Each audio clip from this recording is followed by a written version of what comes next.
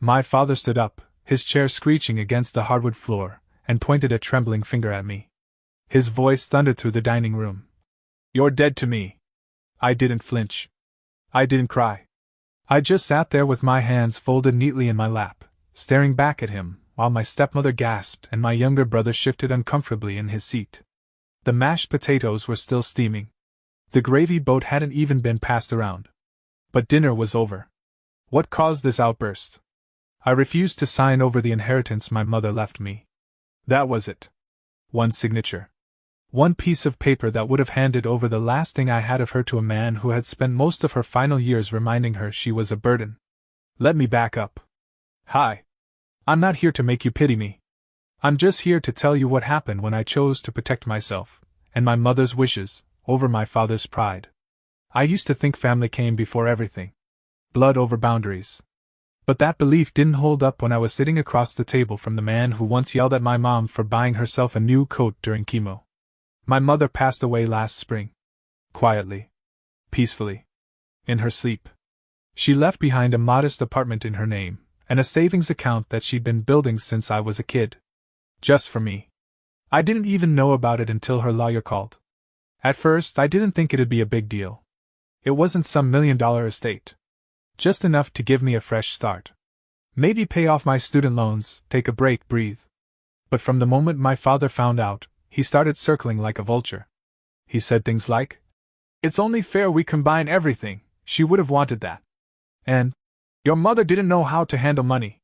I did all of it." Then it turned into, "You're being selfish. We're a family, not a bank." And finally, "If you don't sign that paper, don't bother coming back." I didn't sign. That night, I showed up to dinner, thinking we could talk. Maybe they'd understand. Instead, I was ambushed. They had the document printed out, sitting next to my plate like a menu. My brother avoided eye contact. My stepmother looked smug. And my dad? He was waiting to corner me. When I calmly pushed the papers aside, he exploded. He didn't even try to hide it. He stood up, pointed at me like I was some stranger, and yelled, "You're dead to me!" That's when I realized something. They didn't just want my help. They expected my sacrifice. When my mother passed away, I thought the hardest part would be saying goodbye. I was wrong. The real grief came after, when I saw how quickly the people around me showed their teeth. She died in early April. The cherry blossoms were blooming outside the hospice window. I was holding her hand. Her last words to me were, "Don't let them take what's yours." I thought she meant strength. Dignity. Maybe even peace. But days later, I found out she meant it literally. A week after the funeral, I was summoned to a small law office downtown. I didn't even know she had a lawyer, much less a private will. I sat there in a room with brown carpet and flickering fluorescents, listening to a woman in a navy suit explain that my mother had left me everything she owned that wasn't tied to my father, a modest apartment in her name, a savings account she'd built quietly over the last decade, and a letter. Just for me. The apartment wasn't much. One bedroom, a little balcony, and carpet that probably needed replacing. But it was hers. And now mine. The savings account had about $98,000 in it. Not life-changing, but more than enough to take a breath, maybe start fresh. She must have saved every penny she could, without anyone noticing. I cried in my car for 20 minutes after leaving that office. The letter she wrote me said, "If you're reading this, I'm gone. And if they're upset, it's because I finally did something for you, not for them." At first, I didn't tell anyone. I didn't want drama. I didn't want confrontation. I thought I could grieve quietly, process everything in my own time. But when my father found out, the storm began. It started with subtle questions. "Did your mom leave anything? Any loose ends we need to wrap up? Maybe we should get all the finances together, just to be safe." I dodged politely.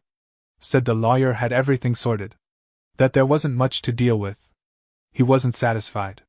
3 days later, he showed up at my apartment unannounced with a manila folder full of papers and a pen. "I drew up a simple agreement," he said, placing it on my kitchen table like a casserole dish. "We just combine everything into the family trust. Makes it easier." I flipped through it. Legal jargon I barely understood, but one thing was clear. Signing it would mean handing over the apartment and the account. I looked at him. "Mom left this to me." Why would I give it away? He smiled in that sharp way he does when he thinks he's being reasonable. Because it's what she should have done. And we both know she wasn't thinking clearly near the end. The gall. The man who left her to battle cancer alone most nights now wanted to rewrite her final act of love. I didn't say no right away. I asked for time. He acted like he understood, but I could tell he was simmering. That night I got a text from my younger brother, Jordan. Hey. Dad's really upset. He says you're being weird about Mom's stuff. Can we talk? I agreed to meet him for coffee. He showed up late, didn't buy anything, and jumped right into it. I get it, okay? I know you and Mom were close. But Dad's stressed. He's trying to keep everything stable. If you just put the apartment in the trust, it'll keep the peace. I asked him, why does peace cost me everything? He didn't have an answer. Just shrugged and said, it's not about money. It's about family. Funny how it's always about family when they want something from you. I held out as long as I could. Ignored the calls.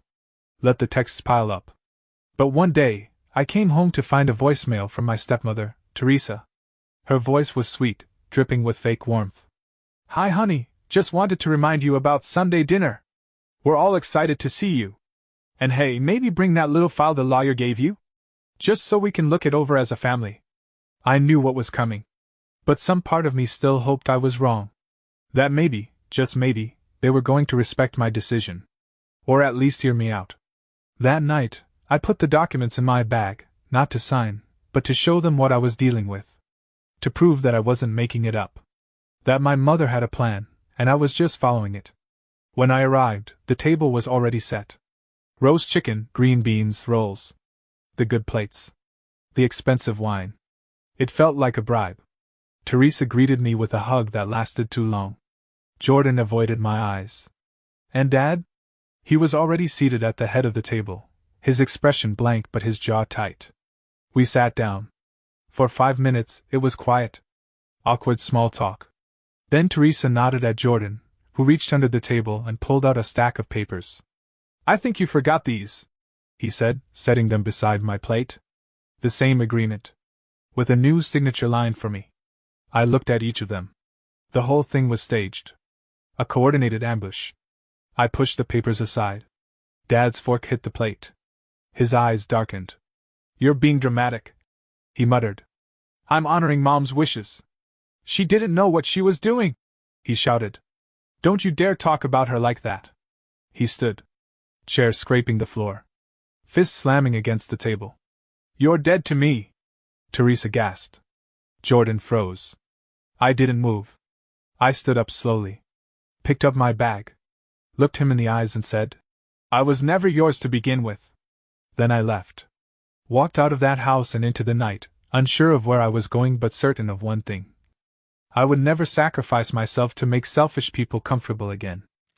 I didn't cry when I got home that night. I didn't scream. I didn't even call anyone. I just sat in the silence of my apartment and stared at the papers I never signed. My father had disowned me over something my mother gave me, something she'd hidden, protected, and entrusted to me as her final act of love. It didn't feel like betrayal. It felt like duty. But what scared me wasn't just his rage. It was what came after. Over the next week, things escalated fast. My father sent a formal letter, through his lawyer, demanding that I turn over the apartment and the account for proper estate consolidation.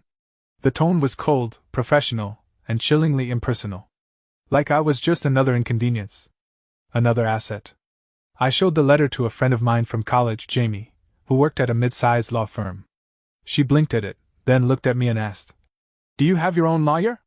I didn't. But I needed one. Fast. Jamie made a call and introduced me to Evelyn Harris, a probate and estate attorney who'd seen every kind of family greed play out in courtrooms and kitchens alike. When I handed her the will, the letter from the lawyer, and my mother's handwritten note, she read them in silence. Then she looked up and said, They don't have a leg to stand on. According to Evelyn, my mother had gone through a great deal of trouble to ensure that her assets, what little she had left, were kept separate from my father's estate. She'd registered the apartment solely in her name, used her own private savings to fund the account, and clearly outlined that I was the sole beneficiary. She knew what she was doing, Evelyn said. And your father knows it too, He's just hoping you don't. That night, I made a decision. I wasn't just going to hold the line. I was going to reinforce it. First, I authorized Evelyn to act as my legal representative. All future communication would go through her. No more surprise dinners. No more texts. No more pressure. Then, I went to the bank and set up dual authentication security on the savings account. Any access attempts would trigger notifications to both me and Evelyn. Next, I visited the apartment. It still had a lot of Mom's things, her books, her scent, her life. I had avoided going there much, out of grief. But now it felt like sacred ground. I changed the locks. Updated the title with the county. Applied for homestead protection to prevent any backdoor claims. I documented everything. Meanwhile, the attacks kept coming. My father sent another letter, this time more aggressive, claiming emotional damages, and accusing me of undue influence. Jordan started posting cryptic things on social media, quotes about loyalty and family and how money changes people. Teresa even reached out to my aunt, trying to stir the pot by claiming I was trying to sell the apartment and hide the money. They were going full smear campaign. And I stayed quiet. For weeks. Let them talk. Let them twist it. I didn't post a word. Didn't respond to their bait. I focused on honoring my mother's intent, not defending myself to people who had already decided I was the villain. But the real shift happened on the day I found the envelope.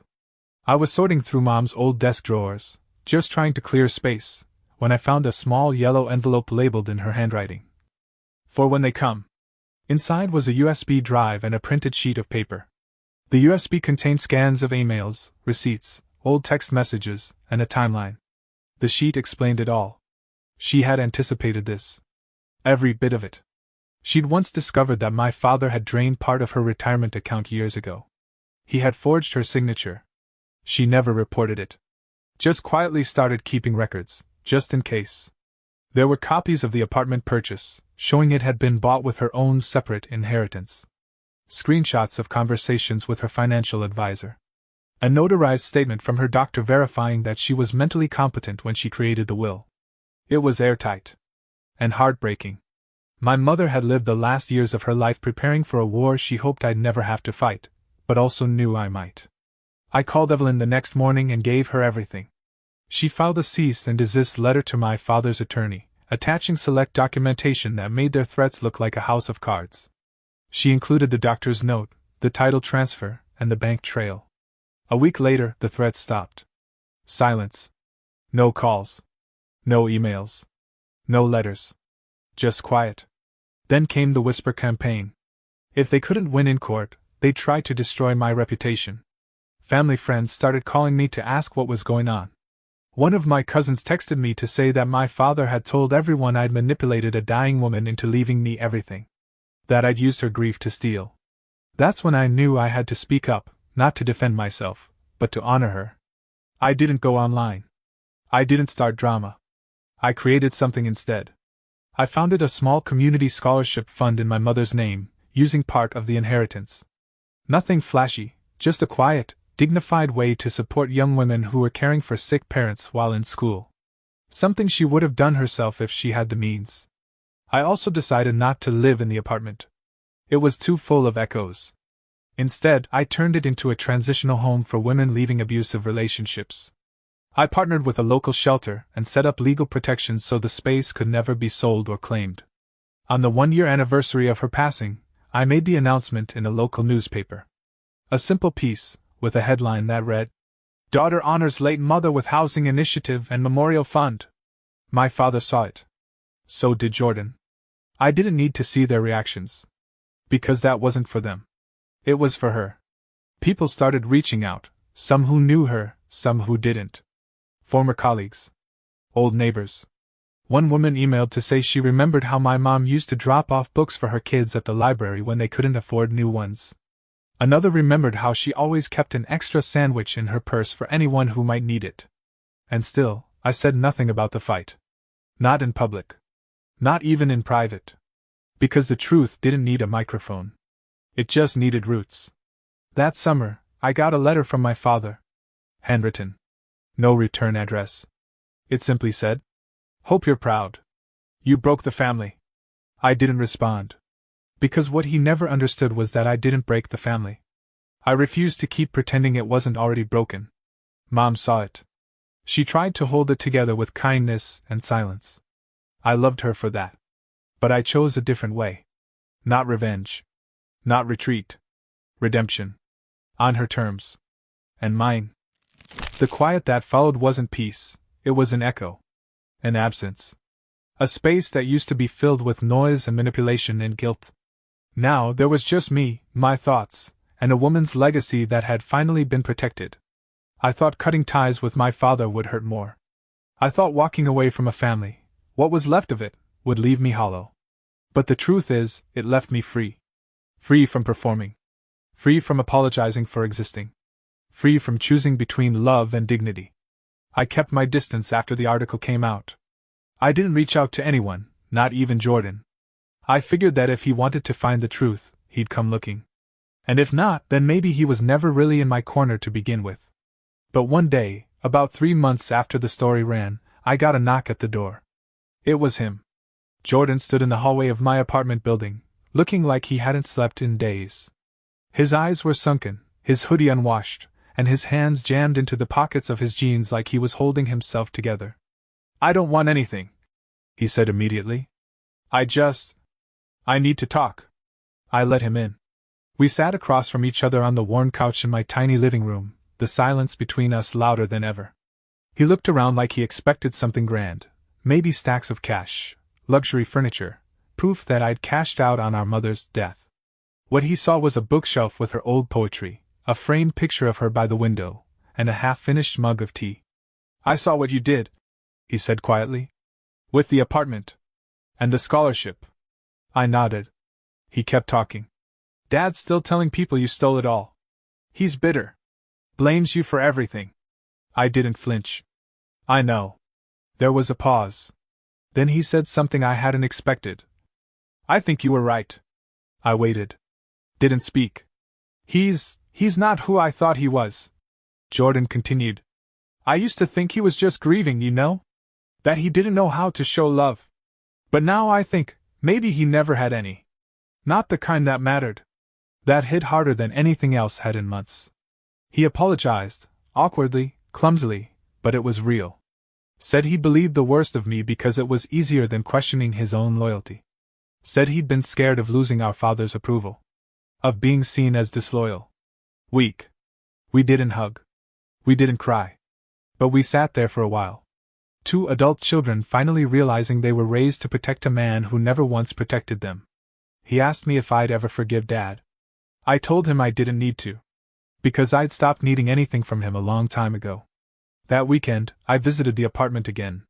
It had been running for 6 months now as a transitional home, and the stories I heard from the women living there broke me open in quiet ways. One had escaped an abusive marriage. Another was rebuilding her life after losing everything in a custody battle. Each of them had something my mother understood, the feeling of being trapped, unseen, unheard. And now, they had a key. A door. A bed. A place to breathe. I didn't tell them who I was at first. But one of them, a woman named Alicia, came up to me during my visit. "You're her daughter, right?" she asked. I nodded.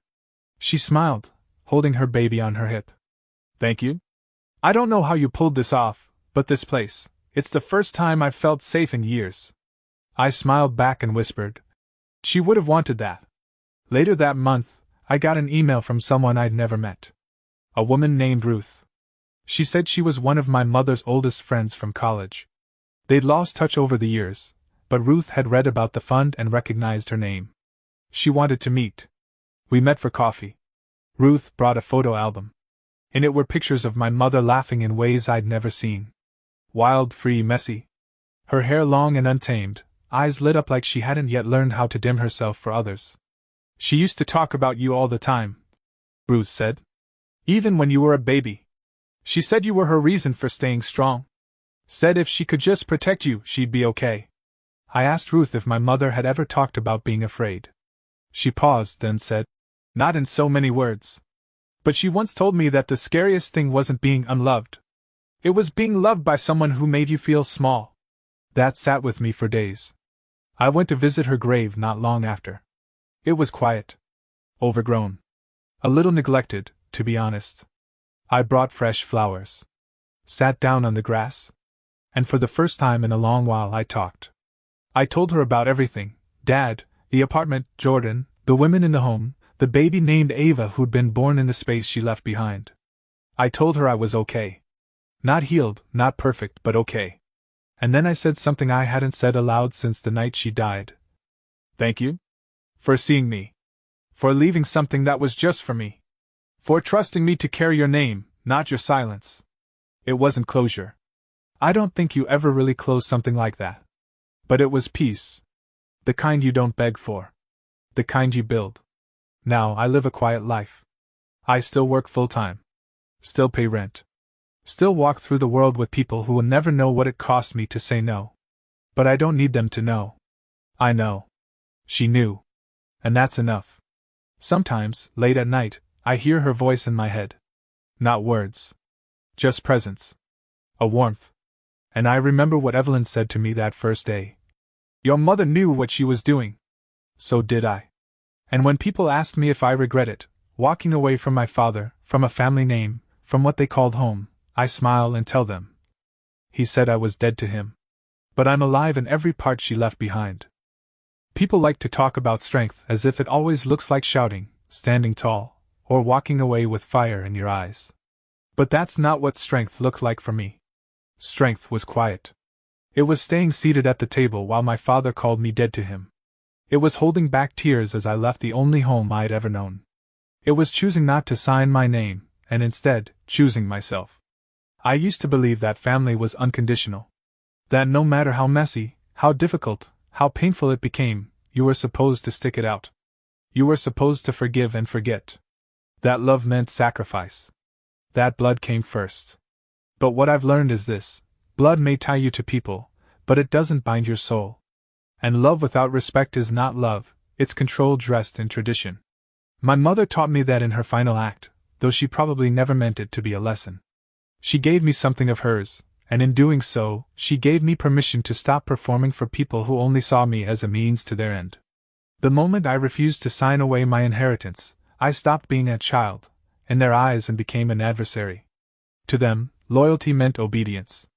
Love meant surrender. But to me, loyalty had to be earned, and love had to feel safe.